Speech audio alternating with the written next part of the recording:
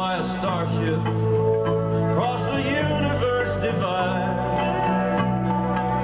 And when I reach the other side, I'll find a place to rest my spirit if I can.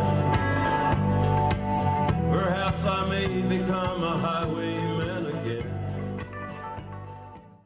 Hi, my name is Noah Gervais, and today I'm going to be talking about No Man's Sky, a procedurally generated universe in a bottle that's proven to be one of the most controversial games of 2016.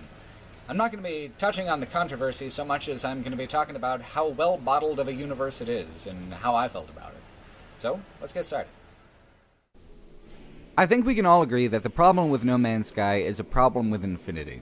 Chiefly that you can't fit infinity onto a DVD, and No Man's Sky does try to. The attempt is admirable and impressive as an artistic and mathematical achievement, but it is an inherently imperfect thing. We can't simulate the universe, we don't know how half the damn thing works. So, No Man's Sky simulates certain aspects of the universe, things that govern gravity, distance, and landscape, in ways that mimic true infinity, in ways that are meant to guide us to appreciate the greater complexities of our own universe. It's a game that genuinely does want you to eventually put the controller down, look up at the stars, and consider what we're all missing out on down here. The thing about our infinite universe, the one we all live in, is that its complexities are overwhelming. There are things out there beyond our dreaming because no one has ever seen anything close to it. Modern science allows us to describe, say, a quasar, but a quasar is not like anything in mythology. It's weird, alien, huge, powerful beyond all imagining, and most of all, it really has nothing to do with any of us. It's amazing because it's beyond what we can imagine from the tiny slivers of the broader universe that we've seen here on Earth.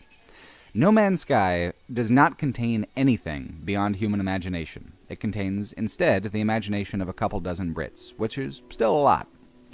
The thing about exploration is that natural places are created by forces beyond human needs and concerns, by forces that are so complicated that people devote their entire lives to the studies of just one aspect of them. When European explorers first encountered the Grand Canyon, it blew their minds, but the Grand Canyon has nothing to do with them. It was minding its own business.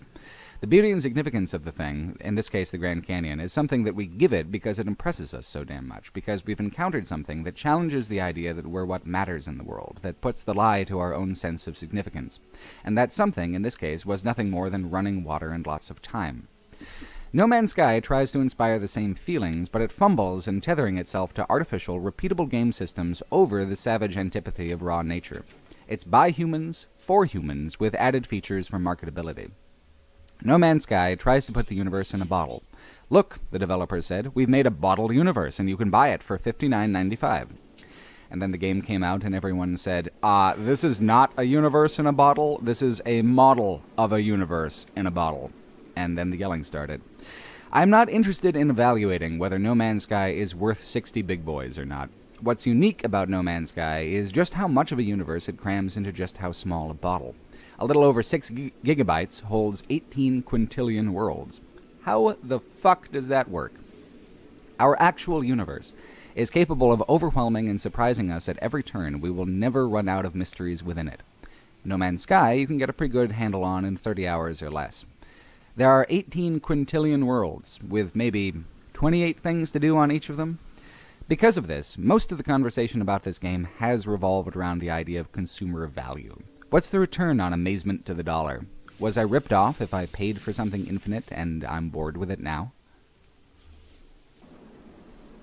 The great irony of all this is that Hello Games made their biggest missteps in No Man's Sky in trying to create a gameplay loop and mechanical features on top of the pure simulation, and then restricting the simulation to make those loops work better. No Man's Sky wants to be a frontier exploration game, but it also wants to be a relaxing game, and it can't really have it both ways. Another science fiction title that relies heavily on procedurally generated content is Subset Games' FTL. In it, a player must guide a ship across 8 sectors without dying. Dying resets you to the beginning. Everything is dangerous, and you are guaranteed to lose people and ship systems over the course of your journey. What it generates is obstacles. Enemy ships, dangerous nebula, hostile aliens. No Man's Sky generates landscape and objects.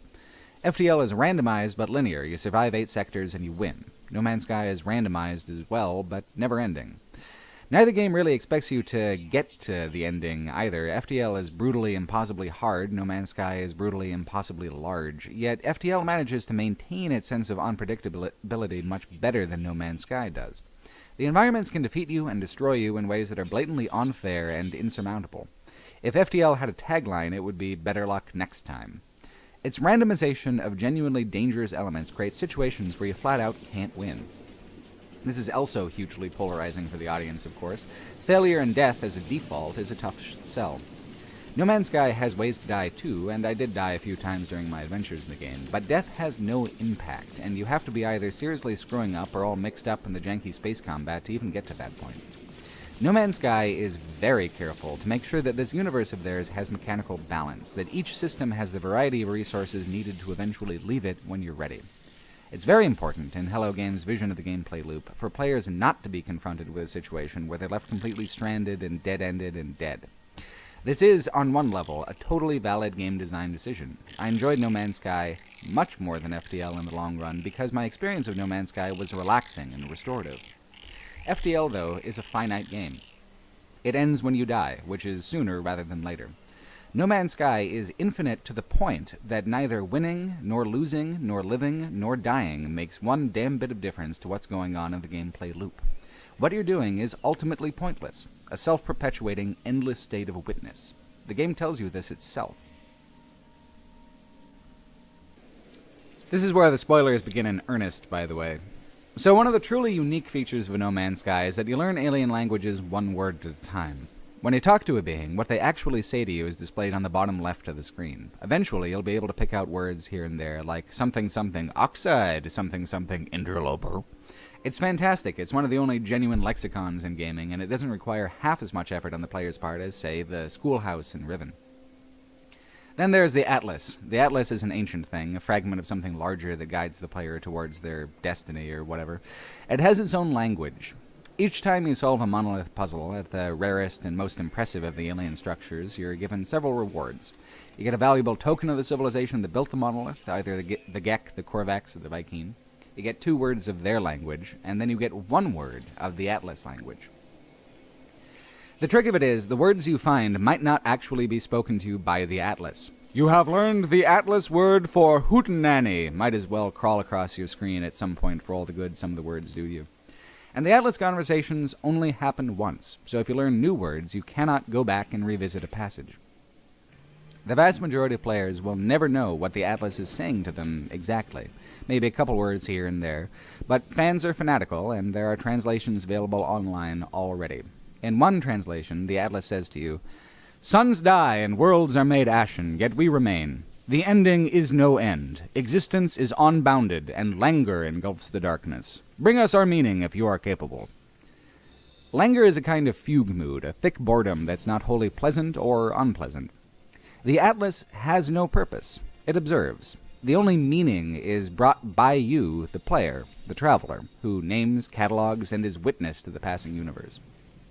As the player plays, they accumulate journey milestones. These measure your interaction with the game along several metrics. After maybe 20 hours or so, you pass enough milestones to trigger the final Atlas conversations. The final conversation reads, "We will reward the totality of your devotion. Your gift is a glimpse into our ceaseless actuality. Come to us, do not turn away. Know our inescapable truth and despair." What the traveler does, what their purpose is to gather 10 Atlas stones. These are seeds from which a new star very far away is birthed. A new traveler will come from it. That traveler will also cross the void to tell the Atlas of what it's learned and begin the process anew. The Atlas path does not end the game. You keep playing, sandbox style, with the added ability to have any system with a black hole highlighted. What's now suggested you do is get to the center of the universe. It's some 160,000 light-years away, though, and in a sitting lasting 8 to 10 hours, I only found it reasonable to go 15 to 18,000 light-years. Getting to the center is an enormous commitment. I'm pretty glad that I spoiled myself for what happens if you actually do make the effort. The Atlas tells you this as well. One translated passage reads, "There is a horizon beyond this one, and one beyond the next. You will cross them all for us. Question nothing, fear nothing. The calling cannot be denied. This is what you are." Then, of course, there is Nada and Polo, a Korvax and Gek, who are trying to comprehend what the universe is all about in their space anomaly space station. They know your language, perhaps the only entities in the game who seem to know anything about you, besides perhaps the Atlas. They tell you that everything they know of the universe indicates that it's a simulation, and a simple simulation at that. Things don't all the way make sense. Nada and Polo break the fourth wall completely, but that's their purpose. To give you interesting rewards, like Atlas passes and multi-tools and directions to the nearest Atlas fragment or black hole, and also to remind you that you're playing a game and none of this really matters or really exists without the player there to witness it. Which is literally true. All that exists of these worlds is a numeric seed listing their properties. Any specific expression of landscape and architecture and life is assembled on the fly for your enjoyment. No Man's Sky isn't there when you're not looking at it. It's just math, and open-ended math at that. It's a series of algorithms whose results surprise even the creators. Hello Games does not know what's in their game. The Atlas does not know what's in its galaxy, specifically, though it does know what's beyond it. Nada and Polo are convinced that once you reach the center of the galaxy, all answers will be revealed. They are. It's just that no one is really very satisfied with the answers. The Atlas told me to despair, and I do, because reaching the center of the universe pulls you in closer to your final destination, and then it blows you right out again, from the center of the galaxy all the way back out to the edge, and then beyond, further and further through the empty void, until you see the light on the horizon, which is another galaxy. The Hilbert Dimension. You're presented with a Galaxy Discovered banner, just like when you land on a planet for the first time. You begin at a crash site with your inventory slots intact, but your inventory empty, and every system on your ship broken, like at the very start of the game. Players report that there are no perceivable differences in gameplay in the Hilbert Dimension. It's simply a whole other galaxy of equal size to the one you just traversed with a different colored core. It goes further like that. Players have gone over 8 galaxies deep. The first 5 have given names. The next ones, going deeper, have procedurally generated names. People data mining the game have revealed that up to 256 unique galaxies are possible, but that the game will repeat galactic seeds after that, even if it is possible to go deeper. No one, not even all players in aggregate, will scratch the surface of just one galaxy. So the big secret of No Man's Sky is that there is a horizon beyond this, and one beyond the next. The scale is overwhelming. It doesn't matter how deep you swim into a bottomless pool.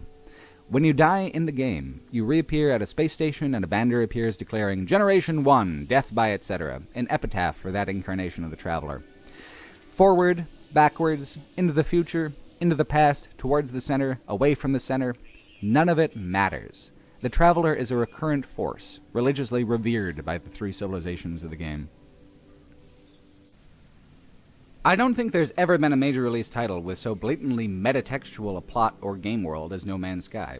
It's a strange call, but one that could have worked a lot better if they had balanced the way artificiality was highlighted more confidently. A 2015 New Yorker article about the game's development spoke of the challenge of world creation math.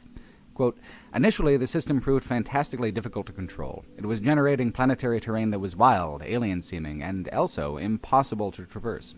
If Murray pushed the system in the other direction, the terrain became dull and repetitive. End quote. A sweet spot of total accessibility and artistic credibility was eventually found. Hello Games have also spoken on how gas giants were excluded from the game because they could not be traversed. Space stations in the game allow the player to buy materials to craft warp cores and leave the system, so to make sure that the player always has this option, every star system in the entire game has a space station. Hello Games also realized some players may want to spend a lengthy period on any given planet, and so made it so that all activities are available on all planets. Again, Hello Games doesn't know what's out there, so they handicapped their own creation. They standardized the solar systems. Each planet could be vibrant and unique, and environmentally often it is, but you'll always have a space station.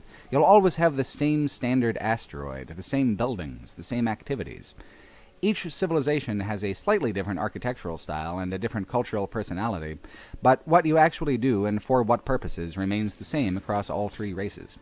FTL didn't care if it created unfair situations and if the player didn't see all the game had to show, to the point where it felt genuinely unpredictable. To see 70 to 80% of what No Man's Sky has to offer, you don't have to leave the solar system. Any solar system. Furthermore, you're not allowed to crash your ship. Getting close to the landscape bounces you off of it at about 50 feet up, like there's an invisible trampoline on every planet. Now, it is still possible to make mistakes and strand yourself, but Hello Games has been meticulous in rounding off all the sharp edges of their universe, and making sure that the player experience is roughly uniform and consistent across all players. This decision is the worst one in the game, and it's the one that's boring people to tears. What we wanted was to blaze trails into the galactic wilderness, to go and see sights no living thing had seen, to see living things no one would believe, to go down the back roads until they peter out into weeds and sunlight. Instead, we have an endless succession of stops along an already populated galactic freeway where each jump reads food, gas, services, 120.34 light years.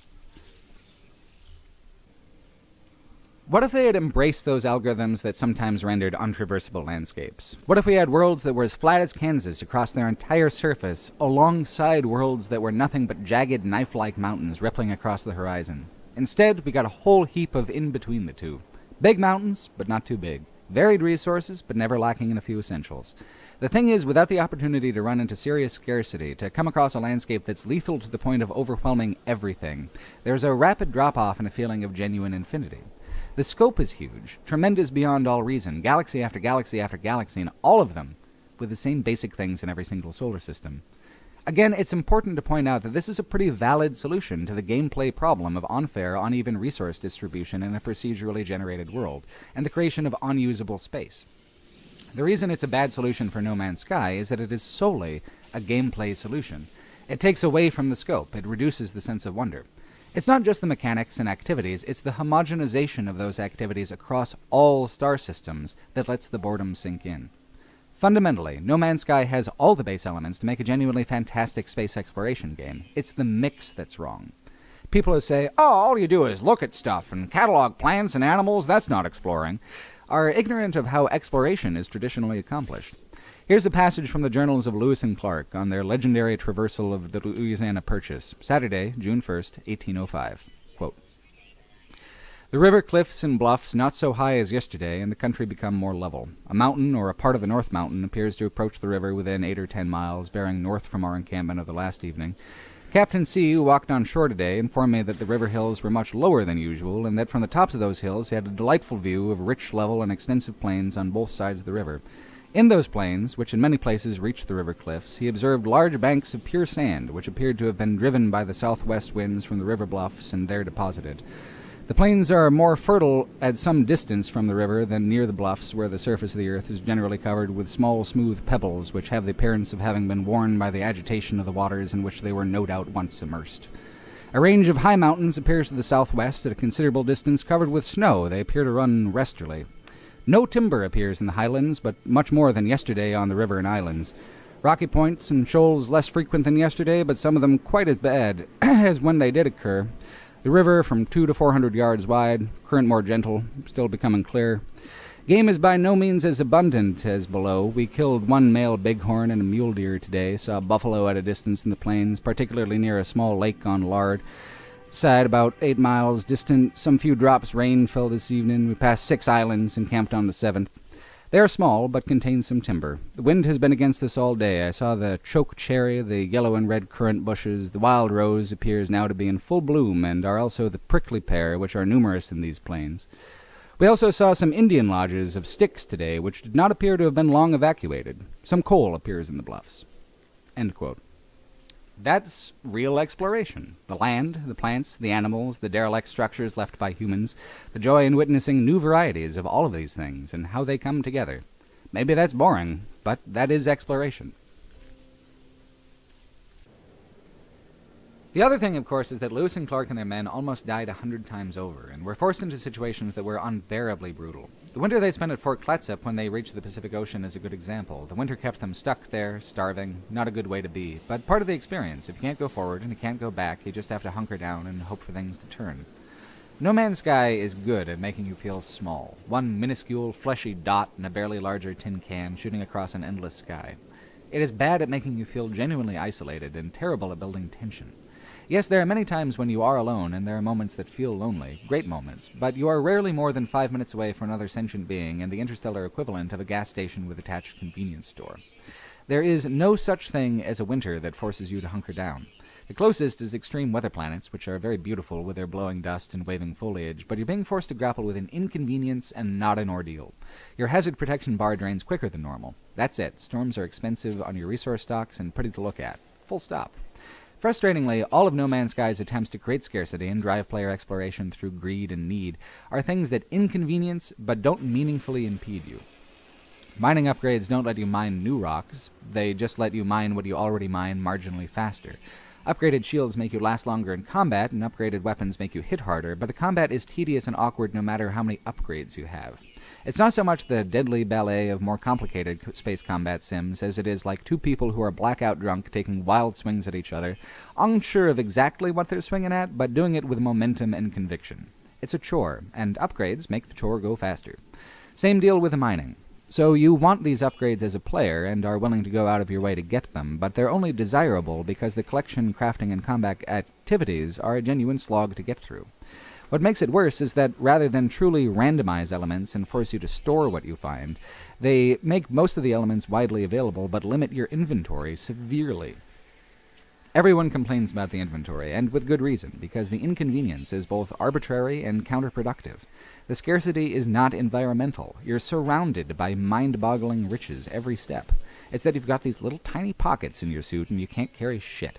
After a certain point, upgrading to a new ship and buying new inventory slots becomes really prohibitively expensive. The escalation of price ensures that you never quite have enough money for what you want unless you're seriously grinding out the space cash. The money and upgrade loop exist independently of what the game does, simulate landscape and inspire wonder. You make money to buy better things, to make money faster to buy even better things, etc., etc. Meanwhile, you can play the whole game, start to finish, without spending a space dime. So, no matter how many planets you go to, the activities won't change. No matter how many upgrades you get, your methods of participating in these activities won't change. The 5th hour of No Man's Sky almost exactly resembles the 500th. Another journey-centric game from the indie market is Jalopy, where you navigate a broken-down old Soviet junker car across several Eastern European countries. Jalopy, as an automotive game, understands that mechanical customization is a powerful draw. There are many types of every part in Jalopy, most without significant performative differences. Two things motivate the player to upgrade: opportunity and expression. You never find whole components in No Man's Sky, just the blueprints to build them from the raw materials. The more exotic materials you need to upgrade do vary from planet to planet, even if basics like plutonium and zinc are universally available. But there's no story in that. I found a thing that told me to find some rocks, so I found some rocks, and then I clicked a thing, and now space combat takes 30 fewer seconds. In Jalopy, I would have individual components of the car hanging on by a thread about to break, and then I'd see another junker on the side of the road. Could I swap out some parts? Would I swap out my very broken and expensive part for a less broken, less powerful one? The dilemmas were more tangible, and the upgrades told a personal story by the end. How my car ended up was a product of both desire and chance in Jalopy. I bought an engine of a certain variety more for how it looked in the engine compartment than its performative qualities. I spent a lot of time in-game on cosmetic upgrades. Upgrades have no personality in No Man's Sky. You're collecting the same upgrades in triplicate, a +1 bonus, a +2 bonus, and a +3 bonus, for a total of +6 maximum in every upgrade tree. Often, I didn't actually care enough to even look for resources to complete a new blueprint or fix an upgrade if it broke. I usually just scrapped it and forgot about it. There's only one category of upgrade that has a tangible effect on what is available to the player, and that's warp drive upgrades. The first level lets you visit red stars, the second lets you visit the made-up green star category, and the final lets you jump to blue and white stars. Each tier, according to various wikis, has a higher likelihood of having lush, verdant planets and rare resources. I've generally experienced this to be true. The thing that bugged me is that the new stars, even if they're colored differently in the galactic map, don't seem to impact the color of space in the solar systems themselves. They don't look fundamentally more exotic, more dangerous, more distinctive than the yellow star worlds. They're just more mathematically likely to be populated and profitable. I wouldn't say that these are even the best planets either. They're just more planets with very slightly different stuff. The likelihood of seeing something beautiful is homogenized across all content the same way as plutonium crystals are. That seems to be the desired outcome. No matter how much or how little you play, no matter how far or how deep into the simulation you go, every player sees the majority of what the game has to offer, which is a valid game design goal. It's also a poor foundation for creating a game of exploration. The kid gloves with which the universe treats the player also stands at odds with its primary inspirational material, the science fiction of the 60s, 70s, and 80s, a time when paperback science fiction dominated the genre in a way we'll probably never see again, and also a time when non-answers, cryptic philosophy, and deliberate allegory were much more accepted in the form by popular audiences. The 70s especially was a time when exploring philosophical ideas often took total precedence to plot and character, a time when Carlos Castaneda's sensibilities seemed to bleed into all sorts of genres where he didn't really belong. John Varley's Titan is a good example. There's interesting ideas involving a sentient space station and its pet habitat, but it gets totally derailed by musical centaurs and dark, bizarre sexual turns. That book was a Hugo nominee in its day. Even among the more dependable old guard of science fiction writers like Clifford Simak and Larry Niven, there's a habit of structuring a work around a big idea at the expense of the little stuff. With Niven, take Destiny's Road, for instance. The big reveal is that one colony is holding another colony in economic slavery with lies and potassium deficiency. It comes at the expense of the third act pacing. It all feels like a total jumble in the last 150 pages. Hello Games have cited Robert Heinlein as a direct influence on No Man's Sky, and he's all of those things. Totally wrapped up in theme over character, willing to go on a philosophical ramble for pages at a time, bursting with the curious, taboo-pushing energy of his era. The thing that I think a lot of people forget about the greatest and most revered science fiction authors is that, on the whole, they are wildly self-indulgent writers. Their imaginations are tremendous and draw a reader totally inside of them without a roadmap or easy way out. Each imagination prioritizes the kind of answers it's interested in giving its readers, and sometimes that figure is very few. In the writing of No Man's Sky, the choice to have the simulated nature of the game be the mythological frame as well was bold and interesting, and well in keeping with the fiction of the era. This is one of the first times in human history, and I'm not really being very hyperbolic, that humans have created an imaginative space whose scale is beyond what the creators are capable of witnessing or cataloging. The math is what matters here. The math is what makes these worlds. The math is what ultimately fuels the majority of the emotions provoked by No Man's Sky. So you get into the lore and deep background, and the wisest and oldest beings in the galaxy say, hey, can you believe all this shit is just math and we're just illusions? Pretty crazy if true. And it is true for them. The artificiality of the world is fine when confronted head-on like that in the writing. So why have they hobbled the algorithms in a way that tries to hide it in the landscape? Naturalism is unpredictable for actual nature because nature has more variables than we could ever perceive or keep track of. To give No Man's Sky's planets that rounded off, slightly eroded look they have, to ensure all terrain was traversable, to minimize the amount of blatantly artificial landscapes, to ensure the player won't be stranded by the mechanical game systems, more and more and more concessions to environmental predictability had to be made. To commit more fully to the simulation aspects, to allow a physically impossible planet to creep into the mix, was more than they were willing to do when scenic dependability was on the line. I don't really like how they chose to play it, but I see the dilemma clearly, and I have a lot of sympathy for it. Authors like Heinlein can control every word of their story. Hello Games are working with a creation that produces results that none of them will ever see. The very existence of a game like No Man's Sky is a fulfillment of the speculative fiction of yesteryear.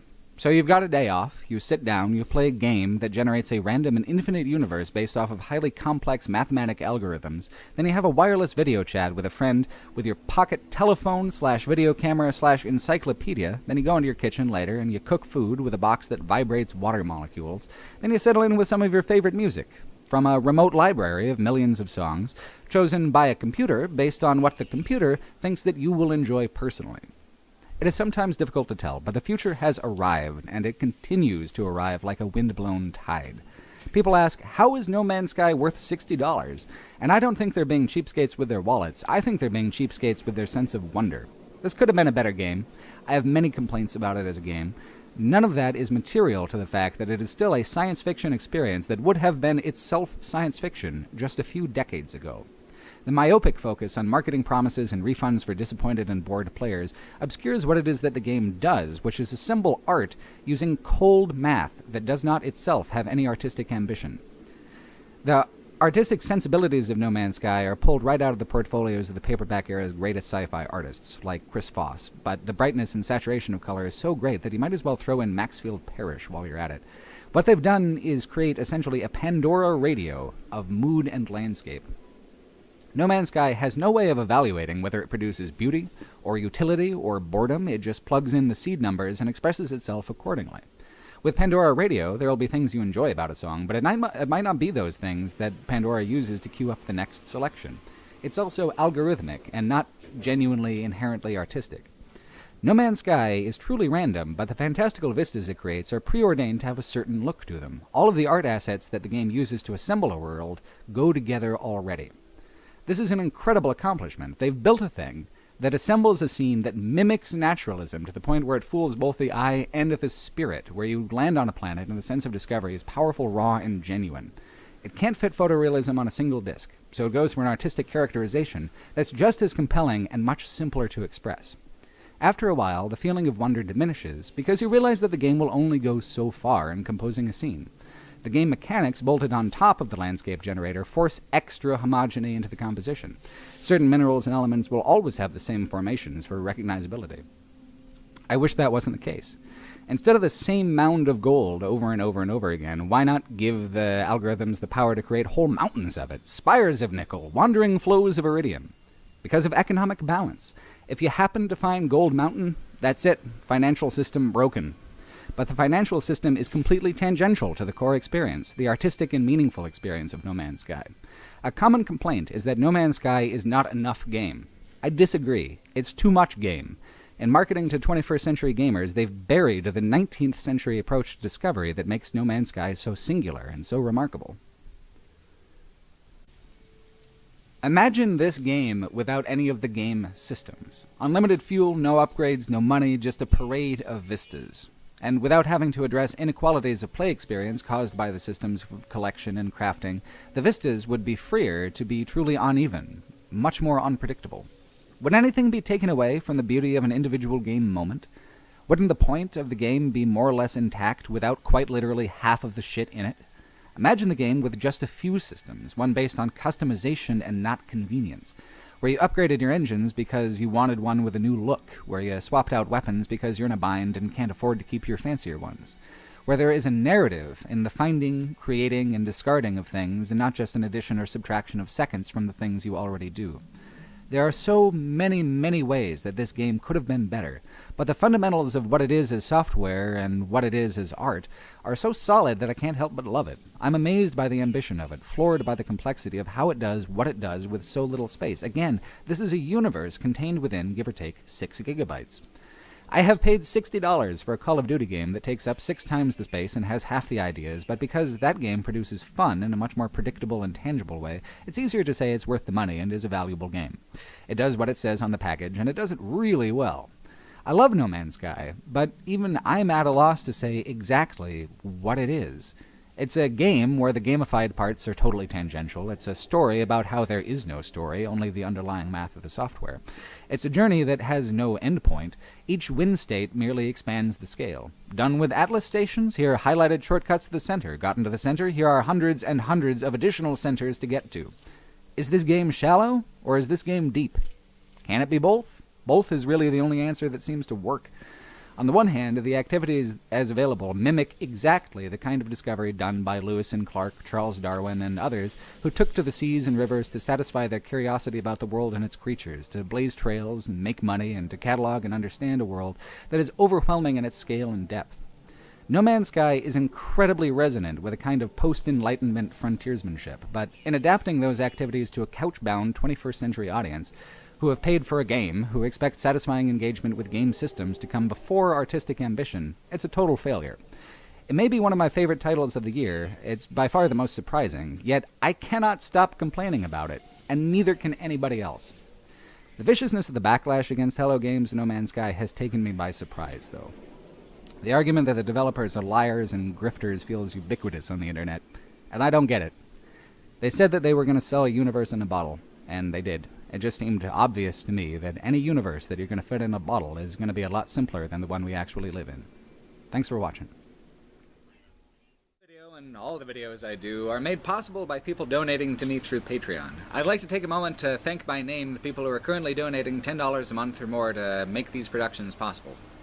People like Morton Scanning, Cameron Jackson, Eddie Burton, Carl Gleason, Silas Blatchley Henson, Josh Farks, Ashley Rain, Martin Karsten, Michael Connor, Bob Belcher, Chris Larkey, Zach Z, Matthias Hellstrand, Daniel Hartnett, Red Wolf, Bradley Fisher, Q-Ray X, Scott Miller, Kim Winson, Charles Favreau, D-Stex, Rob Tackett, Angel-Headed Hipster, Daniel Mower-Myrie, Colin, Joshua VV, Pei, Dylan Sibley, Yuri Petnis, Wesley M., Sharif Kazemi, Harley McAvoy, I Cannot Fly, Brett Gialmo, Colby Howard, David Reed, Divyath Faust, Mary Ellen, Tim Marsh, Ryan Gunst, Sengustin, David Fry, Robert Glover, Jack Dawson, Alex Zalato, Josh, Matthew, Brad Carr, Dewey, Preston Allen, Stephen Potyak, David Gilbreth, Brian Plockelman, Alexander Heavens, Devin Fitzpatrick, Matthew Zender, Trivium Art History, Jacob Robertson,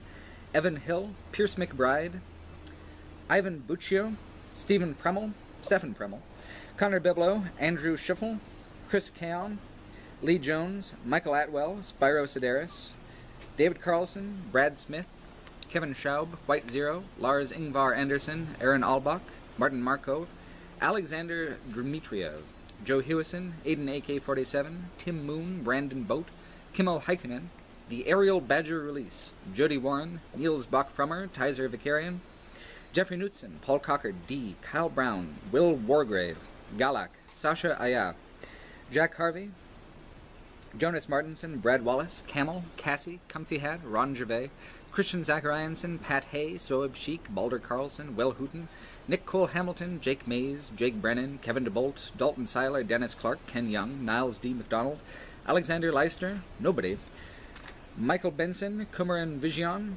Justin Hughes, Igor Babiak, Brian Hill, Andrew Steele, Jared Meyer, and Andreas Larson.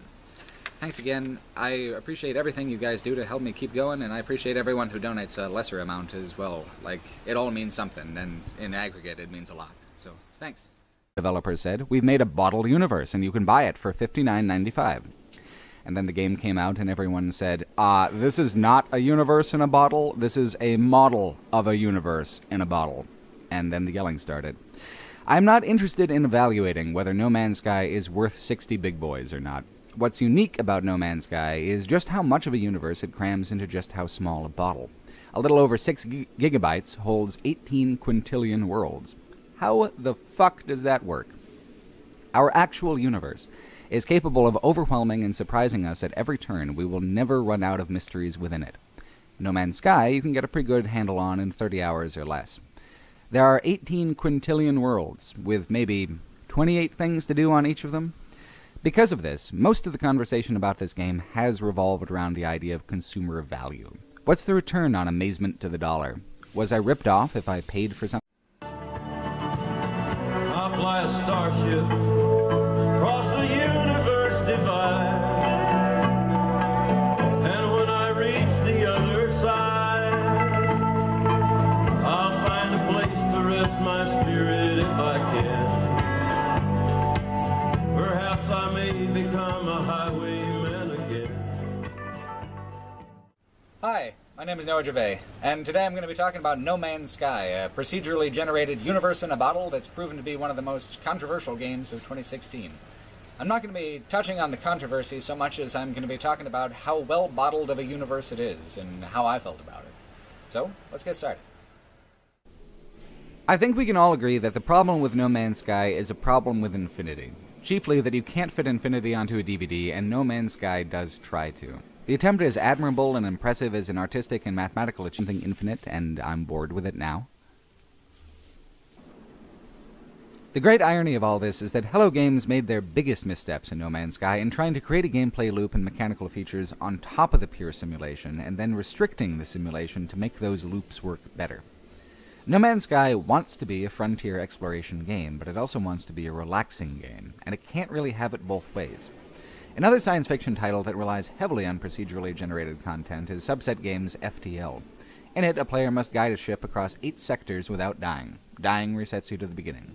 Everything is dangerous, and you are guaranteed to lose people and ship systems over the course of your journey. What it generates is obstacles. Enemy ships, dangerous nebula, hostile aliens. No Man's Sky generates landscape and objects. FTL is randomized but linear. You survive 8 sectors and you win. No Man's Sky is randomized as well, but never ending. Neither game really expects you to achievement, but it is an inherently imperfect thing. We can't simulate the universe. We don't know how half the damn thing works. So, No Man's Sky simulates certain aspects of the universe, things that govern gravity, distance, and landscape, in ways that mimic true infinity, in ways that are meant to guide us to appreciate the greater complexities of our own universe. It's a game that genuinely does want you to eventually put the controller down, look up at the stars, and consider what we're all missing out on down here. The thing about our infinite universe, the one we all live in, is that its complexities are overwhelming. There are things out there beyond our dreaming because no one has ever seen anything close to it. Modern science allows us to describe, say, a quasar, but a quasar is not like anything in mythology. It's weird, alien, huge, powerful beyond all imagining, and most of all, it really has nothing to do with any of us. It's amazing because it's beyond what we can imagine from the tiny slivers of the broader universe that we've seen here on Earth. No Man's Sky does not contain anything beyond human imagination. It contains, instead, the imagination of a couple dozen Brits, which is still a lot. The thing about exploration is that natural places are created by forces beyond human needs and concerns, by forces that are so complicated that people devote their entire lives to the studies of just one aspect of them. When European explorers first encountered the Grand Canyon, it blew their minds, but the Grand Canyon has nothing to do with them. It was minding its own business. The beauty and significance of the thing, in this case the Grand Canyon, is something that we give it because it impresses us so damn much, because we've encountered something that challenges the idea that we're what matters in the world, that puts the lie to our own sense of significance. And that something, in this case, was nothing more than running water and lots of time. No Man's Sky tries to inspire the same feelings, but it fumbles in tethering itself to artificial, repeatable game systems over the savage antipathy of raw nature. It's by humans, for humans, with added features for marketability. No Man's Sky tries to put the universe in a bottle. Look, the